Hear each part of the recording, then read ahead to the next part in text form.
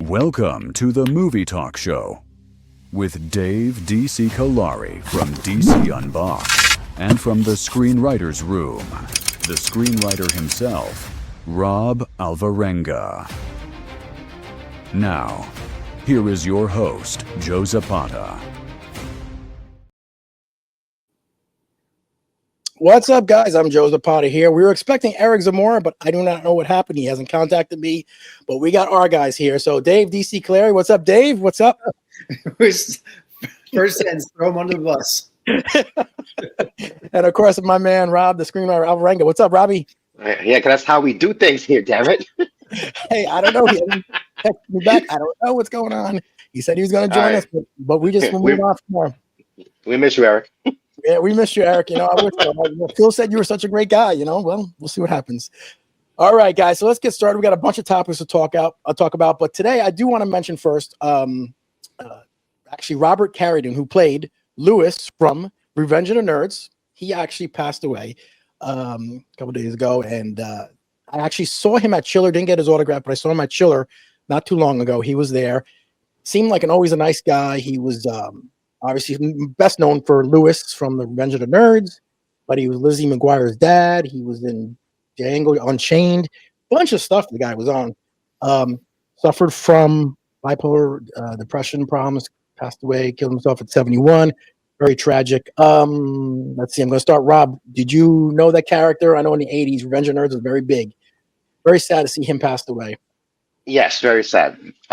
Because he's one of those actors that it's like, I'm growing up in the 80s, and I don't know if anyone knows like how Gen X gets down, but we used to see movies that we had no business watching. And Revenge of the Nerds definitely was one of those movies that absolutely at that age should not be watching. But but it definitely sucked. But we did, and we're gonna remember those movies forever. And, he's one of those actors that was part of that time in our lives growing up. And I'm looking at his body of work, because I try to say a little something about the career, because it's not just the one-off. He was a working actor, which is says a lot. Not that many actors really have like a long careers, and even ups and downs. So it's tough. But there is something to be said where one of your roles becomes iconic. And that right there is what I guess I'm gonna really celebrate, because he was part of my childhood, Revenge of the Nerds, on this, and everything came after that. Every time you saw this guy, I'm like, that's the guy from Revenge of the Nerds, that just brought so much laughter and just an enjoyable experience in a time of my life when I'm like so young and learning about movies and all this stuff, and learning about more things that maybe I should not be learning about. And it's just like, it's cool, it's like kind of like that that family member that just like, hey, I gotta come over here, I got a secret for you, I want to stuff like that. PC, I'm just saying, but still, you know what I mean? It's just like he just seems like he's always seemed like a cool guy. I'm glad that he continued to work after that movie. But I celebrate him because of that movie. That is a movie it lands in a certain piece of everybody's heart that grew up around that time and will always remember him. Yeah, Revenge of the Nerds was one of those movies I saw too as a child. I should not have been seeing at the time, but we did it during the 80s. That's what we did. Dave, do you remember the Revenge of the Nerds, Lewis? Yeah, and to Rob's point, even though he was a working actor and he's got a larger body of work, when you have a role that is just iconic,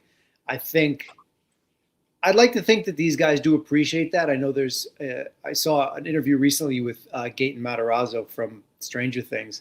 And he's like, listen, I know I'm not going to be involved with anything as big as Stranger Things for like the rest of my career. And he's like, and that's fine. He's like, if I'm known for this one thing as big as it got, like, and I'm woven into the, everlasting fabric of pop culture, he's like, what more can you ask for as someone who's in this business?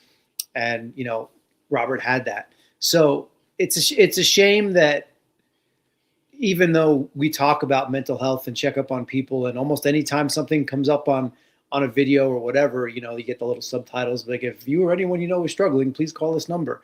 And we still lose people every day. Even I saw Martin Short's daughter. Yeah. these are real things for people, and it's a shame. And for someone like Carradine who would go to the cons, Yeah. like, do they like being there? Like, you never know what these guys are struggling with, and it's such a shame. And it's great that we have all their work to just go back and revisit the things we remember as kids, or just to continue to celebrate them. But it is unfortunate. Yeah, rest in peace, Robert. I go to these cons, and I haven't been one in a little bit, but sometimes I see these actors, like for example, Todd Bridges from Different Strokes. I'll see him there, and there's not a lot of people going to him, and he's there at the table, and you kind of wonder, is he doing okay, because he's not what he once was. So these things I always think about when I see these actors at these tables and there's nobody around them. It's you feel bad for them, But like, rest in peace. I saw him at the Chiller. He seemed to be a nice guy. I didn't go over and say hello, but I was doing other things. But rest in peace to Robert Carradine. All right, let's get started on a couple of our topics we got going on today. So in 1997, a movie called Face Off came out. John Travolta, Nick Cage. He was Castor Troy and Agent Sean Archer. Now, there's reports now. They're saying that they are doing a Face Off 2 for John Woo's movie. It was like during 1987, it was like the 11th highest paid grossing movie in 1997. Not the top 10, but in number 11. Did really well. Got a lot of great ratings. People love that movie. I enjoyed it. They are doing now Face Off 2. It's in the works. However, they lost their director, Adam Wingard, I think is his name. Adam Wingard. Wingard, yeah. Yeah, Wingard. Dave, were you a Face Off? Did you watch that movie? Did you like that movie, or do you want to see a sequel? Yeah, it's funny. I feel like this. So yeah, like Face Off, Executive Decision, and Broken Arrow. They're almost interchangeable, but not. They all had like the same kind of vibe. I really liked Face Off for what it was. You may think like so far after the fact, like, do I even want to see these guys in these roles again? And I kind of do. Like Nick Cage is just going to show up and be Nicolas Cage, but his character was like completely catered to him back then. And I think, I think John Travolta, I think he could still pull it off. I don't really know what the story would be. No. So that's the only thing that is always up in the air. Like, how's the writing? What's the story? But I mean, it's interesting. I'm more interested in this than some of the things that we have talked about that supposedly should be more interesting. Yeah. I mean, I don't know how they're going to change their face again. If they've done it once, after a while, you'd be like, keep away from that machine. But Right. Rob, you are a Face Off fan. Did you enjoy it? John Woo, great director, everything. What do you think about this? I love that movie. That movie was so much fun, and Dave rattled off like 3 movies that, man, those are movies you could watch anytime. They're just so much fun. With Face Off in particular, it was like Nicolas Cage unleashed before he unleashed everything else of his talent on the world after that. And just that dynamic between him and John Travolta's character Archer, it was so fascinating, that movie. Just 2 arch enemies that knew each other so well that they were able to swap faces and be that person, as they infiltrated each other's lives. I mean, that movie just, I think people will remember or make mention of like Infernal Affairs that became The Departed, which the swapping of like the molds between the mob and the FBI. But this movie here was like, that was kind of the precursor to those type of like storylines, but with the wild idea of just like interchanging not just the face, but they actually exchanged body types. They actually justified everything, because back then John Travolta was a little chunky at that time, so they had to work that into the story as well. But that movie, man, I think about it now, I could watch it now and have a great time with it. Now, fast forward to this idea of, from what I'm seeing here, it's supposed to be like, it's a legacy sequel, which to be honest, I have no idea what that means. Does it mean that you're bringing back these 2 guys, or what's their legacy? Because I'm thinking back to that story, and the only thing that connects to them, because spoiler alert, Nicolas Cage's character dies unless they bring him back somehow, is that Nicolas Cage's son gets adopted by John Travolta's character at the end of the movie. That's the only thing that really ties them. That's the only legacy between what happened in that movie. Hmm. So are we involving the son now that he's older? I'm not sure. And again, the whole point of Face Off, which was like the premise, is that you're actually literally surgically replacing, people's faces to, swap into each other's world. So how does that work? Hmm. So I just curiosity alone, it's a sequel that I really wasn't like, I didn't have my bingo card, Hmm. but now that I think about it, I'm like, okay, I love that movie enough to be interested and see, all right, show me what you got. Yep. All right. Well, I mean, I want to see what happens. I mean, it's going to be pretty interesting. I mean, they're still writing and finding the director, so we got time. So I'm sure more stuff will come out later. All right, guys. Don't forget, Face Off made it into Paul Feig's Spy when Jason Statham was like, "You put me in the Face Off machine." Yeah. So I think the movie definitely has like its own little legacy. But yeah, I have no idea what they're going to do. But Yeah, like I said, I'm kind of interested. me too. I'm interested. I'm down. All right. Well, our next topic is June 19th, 2026. We got Toy Story 5 is actually dropping, and we got the full trailer. And like Rob said last time, Toys vs. Tech, really cool. I love the trailer. I love what they did. I enjoyed Woody like being bald because I've had toys I played with as kids that got beat up and had the bald spot on their heads. I thought it was actually pretty cool, man. So I like it. I'm looking forward to this movie. So I'll start off with you, Dave. What did you think about this movie, this trailer, the full Toy Story 5? I like it. I mean, listen, the mileage they've gotten out of Toy Story is remarkable. I thought obviously the first is classic. The second's probably my favorite. I did like 3. 3 was a great send off. I haven't gotten through all of 4, but everything I heard that it was good. And this trailer looks interesting. Yeah. I just feel like for some reason there's something about keeping this with any of the other Pixar films, like Inside Out, for an example, that did really well. Like the main character grows up, so you have to evolve the main character, and you have to evolve like the emotions because they have to grow with the character. So that kind of that kind of limits what you can do sequel wise and storytelling at a certain point. The toys are timeless, and as we saw with Bonnie, they just shifted to a new kid because the story isn't necessarily about the child. It's always about the toys. So the toys are timeless and ageless. So even though kids nowadays have access to all this tech, obviously, kids do still play with toys. Mm-hmm. So I think that's one of the things that's been able to give it the long life that it's had. But this still looks like it's going to be good. I mean, listen, it's always good to hear Tom Hanks and Tim Allen doing their thing. Mm-hmm. So 100%. When I go to Target or something, I'm the first one that always goes to the toy aisle first. Yeah. And like you see people our age, like I do see kids buying toys and doing that, but I think a lot of it is now collector stuff with all of our stuff. Yeah. Yeah. You're not right. You're not wrong. Yeah. So Rob, the full trailer for Toy Story 5 dropped.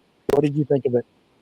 I mean, there's not much more I could add to that. I mean, they kind of spelled it out in the teaser because, once they introduced Lily Pad, you kind of knew, what we were doing here. Mm-hmm. As far as like, I guess that quote unquote battle, Lily Pad looks like, like serious business.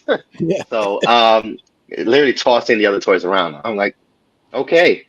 Mm-hmm. I was just thinking, I mean, I guess the only thing I could add is that, I was thinking about what Dave was just talking about, how, this franchise has lasted this long and not just lasted this long, but every single one of these movies have not only just been good, but like really meaningful, powerful, and leave something with you. You walk out of the theater, you're like, man, you reminded of like how you were a child with your toys.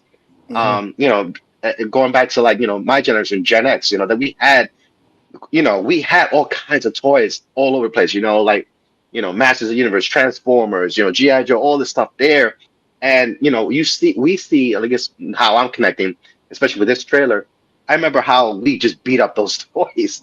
Yeah. And, even drawing them, make them different characters, whatever, stuff like that. So it's like you see a little bit of that in this trailer. So I guess the reason why I'm bringing that up is because the writers of this franchise, they have kept themselves like in the box, really focusing on like what it means to be a child in childhood and what these toys really mean to us, how they affect us, how they shape us, to eventually become the people that we're going to be.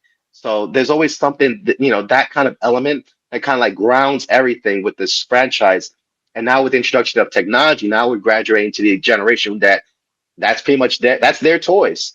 Mhm. iPads, back in the day, iPods, whatever, stuff like that. So it's like it's really interesting. I want to see, what angle they're gonna come with. I mean, we kind of know more or less the gist, but I just sense that just given the track record of how these movies have been written, they're gonna hit you with something. You're like, wow, I didn't think of things that way. When it Mhm. comes to like old toys versus new tech. Yep. And for that alone, I'm excited. I think it's gonna be a family hit. It's gonna make money. Mhm. But I just feel like it always gives you a little send off message, a little feeling in your heart when you walk out of these movies.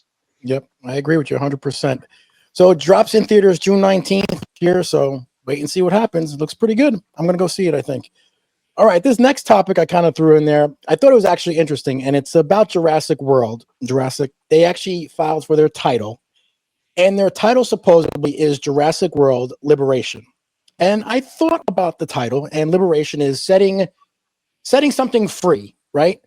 So the premise of all these Jurassic movies were setting the dinosaurs free, and they just rip people's arms apart, right? That's what basically the whole movie has been. So I thought the title was like Liberation. I didn't get it. I was like, that's what they did the whole movie is Liberation. Um, Dave, this is, I don't know. Do you think this title is interesting for this movie, Jurassic World Liberation? Unless they're going to space, not really. I I mean, agree. listen, the first Jurassic Park Mhm. set the standard for a lot of movies and ILM specifically back then in 92, 3, 1, I don't know. Mhm. Second one was fine, third was and then they had the Jurassic World ones, and they're all kind of like the same. And I don't mean this. I mean, yes, in the story, but like yes, like the overall quality. Like everything Mhm. looks fantastic. These things look great. The Yep. casting is always pretty good, but like I don't know what story there is left to tell because it's just the same thing. There's another island with dinosaurs that weren't supposed to be there, and each time Mhm. there's a bigger, uglier one. And Mhm. we're stupid, and we go like, oh, we can go extract their toenails for cancer research. Stop! What are we doing? What the hell's going on? So I mean, I don't know. The problem is like the reason that these things keep getting made is like I could talk all this nonsense, but I'm like, oh, one ticket for Jurassic World Liberation, please, and I'll go see it. So, Yep. I don't know. Yeah, we'll have to see. Rob, what do you think of this title, Liberations, Jurassic World Liberation? Is it a good title? Do you think it's gonna be the? I don't. I'm sorry. Yep. I mean, it's Dave kind of said it all. Okay, real quick about this title. Honestly, it's a grain of salt for me. Basically, it's sometimes you get these rumors about what these titles are going to be for these franchises. Sometimes they stick. Sometimes they change at last minute. So there's nothing really binding. They're not married to anything here. I think they're just, it's coming around the time to like really get into production with this thing. So let's start getting, the word out there. There's gonna be a new Jurassic World movie coming out. So that's all I see it as. It's kind of like it's just the beginning of the marketing campaign for this new movie. And so it could be liberation, but honestly, it may not even stick, to be quite honest. And to your point about these animals have been free. They've been freed for a long time. You know, Yeah. even the original one, they were free. Hmm. Okay, so they just can't get more liberated than where they've been to this point. Exactly. So I don't know. It's a cool running joke for a while until they change the title and they realize people are going to be making fun of this thing. Hmm. So that's what I expect to happen. It may stick. I don't think it will because it's just so early. We Yeah. have no clue what this thing's even going to be about. It's still gonna make money, I bet. Still gonna make a Oh, ton of 100%. money because people are gonna go. Dinosaurs Throw eating it, people. throw a Yeah, dinosaur up on the screen. I make fun of it, but I'll be like, oh, let's go see it, guys. Yeah. See it exactly. And then, but the thing is, like, they brought the original cast back, which was cool, Yeah, and that was cool. you merged it with the new cast, and I really did like Chris Pratt and Bryce Dallas Howard. Yeah. Yeah. I like what they did, and they could have ended it there, and they just brought new people on. You're like, I Yeah. guess we're doing this again. Yeah, exactly. Natasha Romanoff came in and went from Yeah. on there. Yeah, it's kind of crazy. Well, we'll see what happens if the title's going to stick. They filed for that name, so we'll see. Well, I don't know. All right, the final topic we're going to talk about, and Rob, this is your area right here. Scream 7 is actually dropping this Friday. And what makes this interesting is that they're bringing back Courtney Cox and Neve Campbell are coming back. And apparently, originally there was a dispute about money with Neve. She stopped coming, wanted no more at Scream. Apparently, she realized her career is not doing as well, probably, and said, I'm coming back. So they threw her some money, and she's coming back, Scream 7. I saw the trailers. They look pretty decent.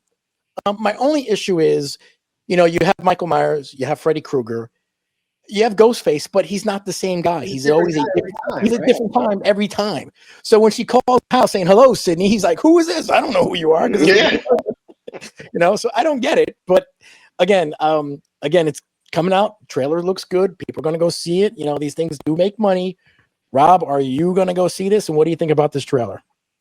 I'm just not excited, to be honest. I think I'm really fearful for this one here because there's a couple things that, being a horror guy, it's and even just a movie fan in general. When I see the words listed on the screen, it's all come down to this. Mm-hmm. It is such a lazy line to throw out there. Like, what do you mean it's all been coming down to this? What the 5 different killers are now all like connected somehow. It's just I didn't like that at all. The thing that made Scream originally like cool was that it was pretty much a spoof on slasher films. By Wes Craven was genius, and some of these sequels have been some of them have been really good. But we're at number 7 now, and honestly, I really thought they had something going in 6 when they had Jenny Ortega part of that movie. I thought that one was actually a very surprising, good Scream movie, but then that one just went up in smoke because for whatever reason, I'm not sure what's true with why Jenny didn't come back. They were saying about scheduling or not enough money. But what I'm reading, it was just like Neve Campbell wanted to come back. They're like, okay, well, she's the original, so we have to bring her back. So it's like, and then just totally disregarding what you did in part 6, which could have been something that probably could have had more legs to the franchise, my opinion. But whatever. They're gonna go in this direction, bring back the gang. I don't know. It just the whole thing. If all you're gonna tell me is that it's all come down to this, I may not care where it's gonna go, honestly. So I'm not gonna be in a rush to see this thing. Okay. Dave, what did you think about this trailer? And do you want to see any interest in seeing Scream 7? Well, I watched the trailer and I saw the first Scream just like everybody else did. I may have seen up to 3. I don't know if I've seen. I know I haven't seen 4, 5, or 6. Yeah. Like again, visually, it looks good. I have to Rob's point. Like, if it all comes down to this, and it's a different killer every time, like then what did we do for the first 6 movies? I feel like you have to build on it in some way to make it make sense. Because then we can look at what happened with Spiral and Saw. Like I know what they were trying to do with it, and it just didn't hit. So I don't know. The only thing I'm taking away from this one is the fact that I saw a couple pictures with McKenna Grace and whatever she's wearing, and something about her skirt and the plaid. So something about like the killer always wears the blue and green plaid. I don't know if that's true or not. No, I have no and idea. they're really pushing the Ice Nine Kills song for the soundtrack with her on it. Oh wow! And I feel like this movie is gonna ride a little bit on her because like she kind of has this. She's obviously in Ghostbusters, and now she's been announced as Daphne for Scooby-Doo. So this young star is now like collecting franchises left and right. So if anything's gonna help push it along, it might be that, because I don't know. If you're a real horror guy like Rob is, and even he's like, I mean, I don't really know what the audience is for it. It'll probably do fine and make some money. Maybe it does 250, 300 million, maybe, and that's maybe pushing it. But yeah, I think the budget's small. Where are we going with this? Scream 8?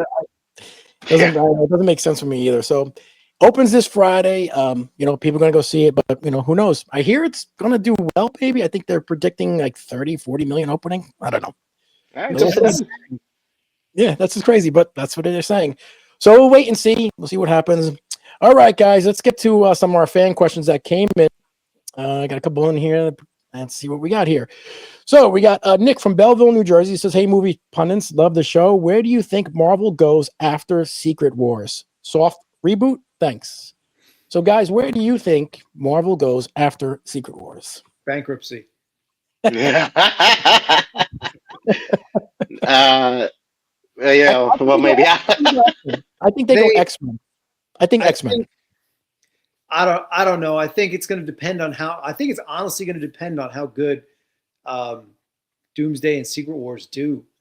You know, after Endgame, where you made like $3 billion or whatever. Yeah, well, let's keep this going, and then it just fell off a cliff. And that's not to say that the Marvel stuff that we've gotten since then has been bad, because there has been some good things. But even the three of us who were like mildly excited about Doomsday, right? Like if Endgame was a 10 out of 10 anticipation, it's like a 6.5, 7. Like, that's fair. We want to see it, but we also know that we could be really disappointed. But then also, if it does well, what do you do next?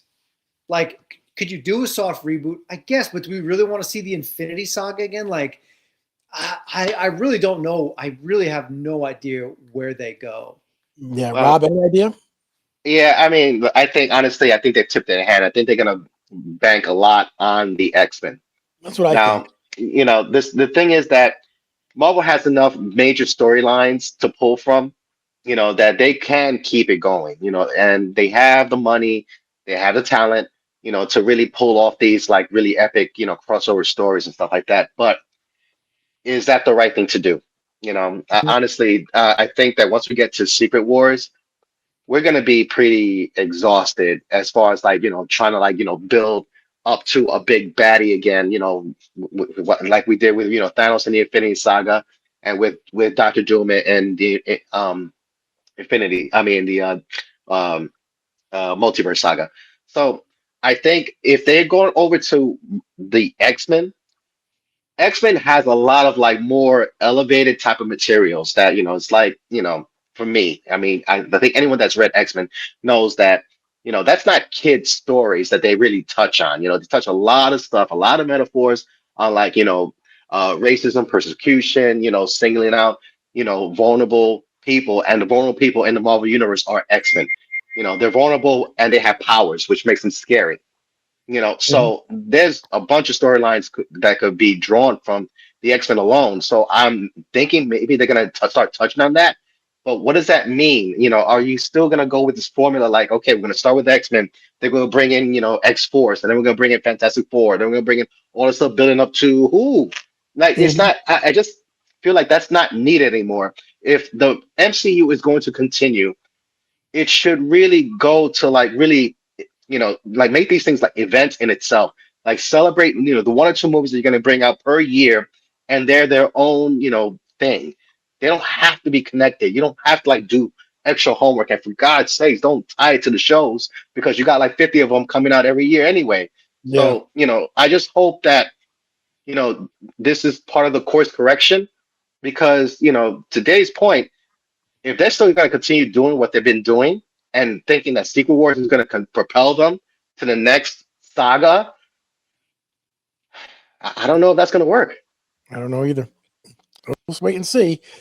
All right, go to the next question here. Joseph from West Orange, New Jersey says, "Hey, Dave, I must say I did enjoy the new Ghostbusters films. However, Nanjiani's character took me right out of the film. Not sure if you felt the same way about his character." He was fine. Mm-hmm. The problem is like, if they really did take a lot of like direction from the real Ghostbusters, like that's great, because the cartoon was great. But there's something about a cartoon that you can wrap it up nicely in like 22 minutes. You know, like there were just so many characters to give some service to in that movie. I don't know how you could have. There's probably a way you could have developed him a little bit more, but in a script where there's a lot of characters already, they probably could have taken some time away from someone else to give more to someone who was like a very pivotal part. But I like they took a swing. They took a big swing to have someone help them who wasn't a traditional Ghostbuster. Ghostbuster. Yeah. Okay. All right. Adam P. from North Bergen, New Jersey says, it has been reported Loki has a small but important role in Doomsday. Have you heard? I have heard, actually, that his role, and I don't know if you guys have heard this, but I did hear from a good source, actually, it told me that Fantastic Four ship that comes into Thunderbolts, Steve Rogers is on that ship with Agent Carter, his wife from the future, and Loki's the one who brought them there. That's what I heard. So, but he's the one who sets in motion Steve Rogers coming back. But I don't know. But I did hear from a very good source, who's someone's close to the you guys know who he is probably. I'll tell you later. But he told me this. He says, Tom Hiddleston? No, Tom Hiddleston. That's the one who Great.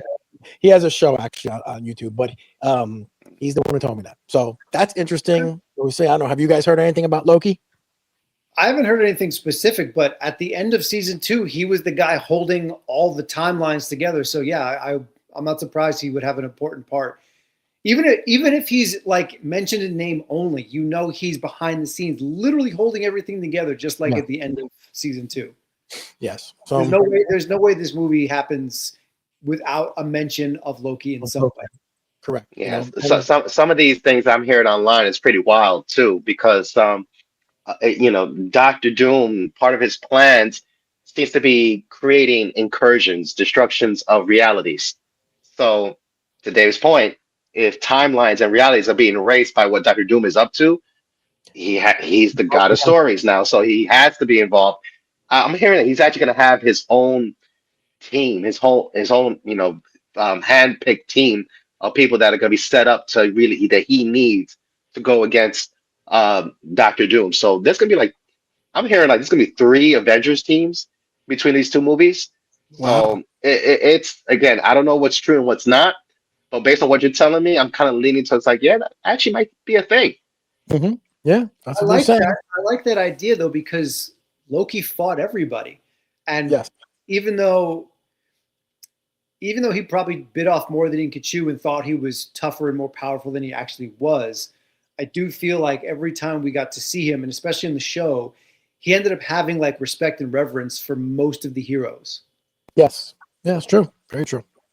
So we'll see. I mean, maybe it's the one he shows up on the ship. We'll see. That's what I hear. So this next question actually is more for you, Rob, I think. You says, Derek from New York says, who is the best Spider-Man? Tobey, Andrew, or Holland?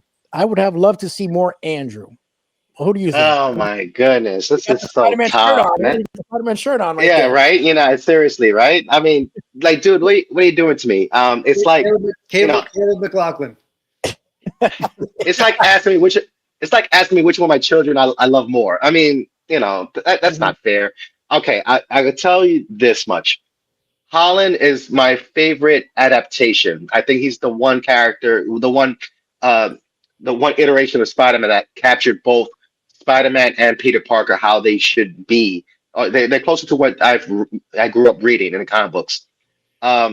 Tobey, I mean, he's the original. He's the one that he made it happen. He's the guy that actually really brought the Spider-Man that we always growing up envisioned, and he looked the part, he acted the part. It was really, I mean, the love that us Spider-Man fans have for Tobey is going to be undying.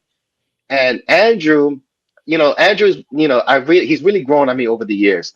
I mean, I gotta admit, his 2 movies, not great. Like his second one, I was just very disappointed. I mean, from Jump Street, the first 5 minutes of that movie, I'm like, oh my God, what I'm about to watch. It was just not. It didn't get any better after 5 minutes. So, but it wasn't his fault. He really did everything he could, and he gave us a solid Spider-Man. Mm-hmm. Not the best Peter Parker interpretation I would like, but still. But over the years, I think a lot of it is to do with No Way Home, how they actually allow him to be redeemed. Because it shows how much he really cares about that character. I'm always going to remember the time when he went to Comic-Con and, he was dressed up as Spider-Man, like this goofy looking Spider-Man in the crowd. And he was answering, he was at the fan podium, and he just, revealed himself. And then he just read out the reasons why Spider-Man matters to him. Mm-hmm. And, anyone that has seen that video, or if you haven't, I highly recommend it, because he kind of encapsulates why Spider-Man means a lot to me and to a lot of people. So it really showed that, and that really came through and showed in No Way Home. So like I said, I love all three. You know, I guess right now, if I had to choose one, gun to head, it'd be Holland. What about you, Dave?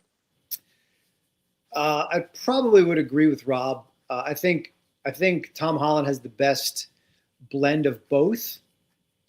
But for me, so I remember reading a lot of the Eric Larson penciled Amazing Spider-Mans in the early to mid 90s, some of the Todd McFarlane stuff. And I always felt Spidey was always funny. He was always quippy. And I feel like Andrew Garfield's Spider-Man was the perfect amount of quippy. Like when he was fighting the guy stealing the car in the first one, and when he's thwarting the robbery in the beginning of the second movie, when he's like, "Hey, would you mind rolling down the window?" Like I thought those little bits were really good. I was like, "Oh, this is great." Is Peter Parker, like, he was so handsome with perfect hair. Like, it's just not a big dorky Peter Parker, but that's not his fault. And Toby was the first. So I think I agree with Rob. I think Holland is the best amalgamation of everything we would want for Spider-Man. I just wish he had a little bit more sass, like Andrew Garfield's Spider-Man. Yeah, I agree. I do like Andrew's Spider-Man 2 costume the most for some reason of all of them. Oh yeah, I love that costume. I don't know why, the big eyes. I don't know why I love that costume. So one of my favorites. All right, the next question here is from Seth from PA. He says, what character had the best overall arc from start to finish in the MCU? So, anyone? Dave, you want to think? Who do you think had the best arc from start to finish? Cap? Cap. Yep. Yeah, I think Cap. Yeah, it's got to be Cap. I think the most heartbreak was probably he was the underdog, and then he was the not so reluctant hero, but just like didn't really know what he was doing, and then he became the most respected Avenger. He got the hammer, and now even we don't really know what's going to happen with Doomsday, but people could say Stark because he sacrificed himself, but he's going to be the main bad guy, and we're bringing Steve Rogers back to like save us again. Like I have a lot of respect for that character. Yeah, I mean, look, I'm not gonna poo-poo like Tony Stark's arc because he's a very complicated character, and from where he started, to where he ended, you always got a sense like, yeah, did he grow? Did he actually, he lost a lot, but he never really kind of lost himself, kind of deal. But Cap, that's the thing too. People gotta remember he wasn't like the leader Cap until really like Winter Soldier. That's when he really started to like really assume like, no, listen, I'm gonna have to take this over and really lead us to where we need to go. And that's what really propelled him to become the Captain America that we grew up reading and that we all expect him to be. And the thing is that he never really changed as far as like who he really was. He kept his promise to be a good man, but to be a good man meant a lot of things. It wasn't clear cut, and him being righteous and just good of heart and navigating those difficult decisions and stuff like that to get to where he became, it's just a lot. It's just very compelling. It's powerful. Yeah, I agree. I think Thor lost the most in between everything. Lost his family, lost his father, His planet. Yeah, everything. Yeah. Everything. Yeah, but I think you're right. Cap is very good. Xavier from Hope, New Jersey says, "Hey, screenwriter Rob, since you're a horror guy, does your writing tend to focus on horror genre, or can you separate when needed?" Oh, I could definitely separate when needed.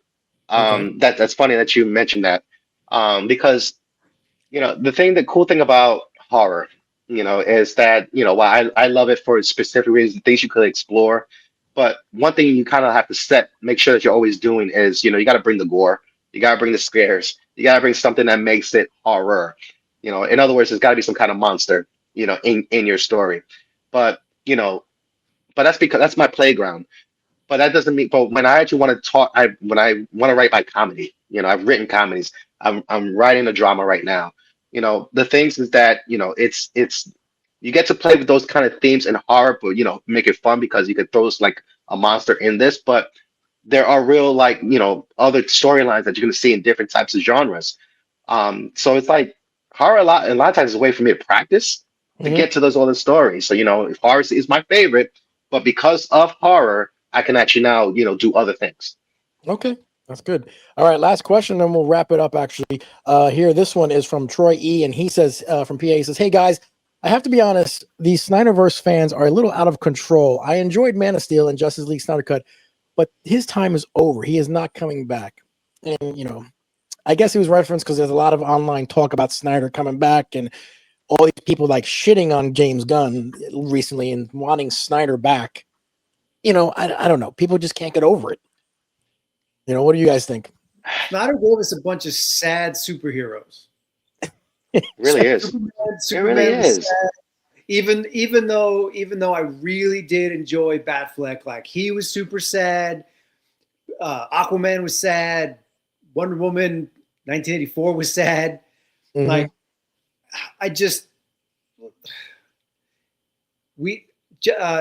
his version of Justice League was fine. It was fine.